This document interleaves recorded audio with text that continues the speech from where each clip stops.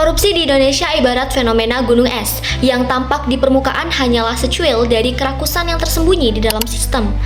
Setiap kali kasus baru mencuat, masyarakat diingatkan kembali bahwa penyakit lama ini belum juga menemukan obat yang mujarab.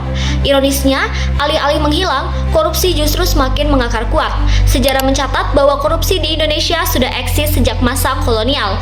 Pada era VOC, praktik korupsi telah menjadi bagian dari kehidupan sosial politik. Pejabat VOC sering memanfaatkan jabatan untuk memperkaya diri, memperdagangkan jabatan, dan membangun jaringan kolusi dengan elit lokal. Jejak korupsi masih tumbuh subur pada masa penjajahan Jepang.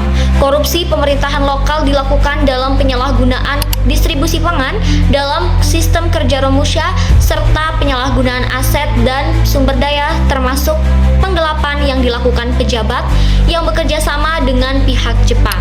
Pada masa Orde Lama, korupsi terjadi di kalangan elit politik dan militer, tetapi kurang mendapat perhatian serius karena fokus pemerintahan lebih pada pembangunan nasional dan nasionalisme. Setelah reformasi 1998, publik berharap akan hadirnya pemerintahan yang lebih transparan dan akuntabel. Namun, kenyataan menunjukkan sebaliknya. Reformasi memang berhasil meruntuhkan rezim otoriter, tetapi tidak berhasil memberantas budaya korupsi. Demokratisasi justru membuka peluang baru bagi korupsi untuk bermetamorfosis menjadi lebih kompleks, canggih, dan sistemik. Urutan klasemen Liga Korupsi Indonesia sementara. Peringkat 1 diduduki oleh PT Antam dengan poin kerugian negara mencapai 5,9 kuadriliun rupiah. Peringkat kedua diduduki oleh Pertamina dengan kerugian mencapai 958,5 triliun rupiah. Dan PT Timah menduduki peringkat ketiga dengan total kerugian mencapai 300 triliun rupiah.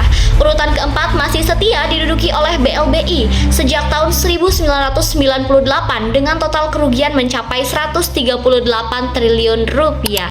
Ironi ini dapat dikaji dalam teori negara gagal atau failed states menurut Nofri Susan, sosiolog Universitas Airlangga.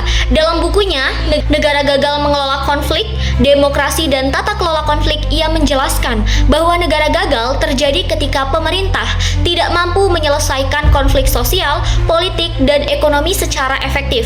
Manipulasi demokrasi dan dominasi elit politik dalam kasus korupsi menjadi salah satu bukti gagalnya Indonesia dalam mengelola negeri. Pertanyaan mendasar, mengapa korupsi begitu sulit diberantas di Indonesia? Jawabannya terletak pada mentalitas dan budaya. Korupsi bukan lagi sekedar kejahatan individu, melainkan telah menjadi bagian dari ekosistem sosial politik. Dalam banyak kasus, oknum pelaku tidak merasa bersalah karena perilaku koruptif dianggap lumrah. Korupsi telah menjadi bagian dari budaya diam yang diterima dalam birokrasi dan politik. Dalam situasi seperti ini, pengawasan internal tidak berjalan, sementara pengawasan eksternal seringkali bersifat simbolik. Sejak berdirinya Komisi Pemberantasan Korupsi atau KPK pada tahun 2003, masyarakat sempat menaruh harapan besar terhadap pemberantasan korupsi. Beberapa kasus besar berhasil ditangkap dan sejumlah pejabat tinggi dipenjarakan. Namun, tekanan politik dan pelemahan institusional terhadap KPK dalam beberapa tahun terakhir menunjukkan bahwa kekuasaan masih alergi terhadap transparansi. Rekomendasi internasional seperti dari United Nations Convention Against Corruption atau UNCAC menekankan bahwa pemberantasan korupsi harus bersifat luar biasa atau extraordinary measures yang melibatkan berbagai pihak. Namun semua ini tentu tidak akan berarti tanpa transformasi budaya. Korupsi di negeri ini bukan takdir. Korupsi adalah hasil dari sistem yang cacat dan budaya yang membiarkan. Untuk mengakhirinya, bangsa ini harus menulis ulang sejarah, bukan lagi sejarah pengampunan dan pembiaran, tetapi sejarah perlawanan dan keberanian moral. Upaya pemberantasan korupsi harus dimulai dari atas dan diikuti oleh akar rumput. Keteladanan elit, transparansi kebijakan, penguatan lembaga penegak hukum, pendidikan anti korupsi sejak dini hingga partisipasi publik yang aktif menjadi kunci utama. Sudah saatnya ironi negeri ini diakhiri. Jika sejarah panjang korupsi telah merusak bangsa ini dari dalam, maka masa depan harus dibangun dengan sejarah baru. Sejarah kejujuran, keberanian, dan integritas.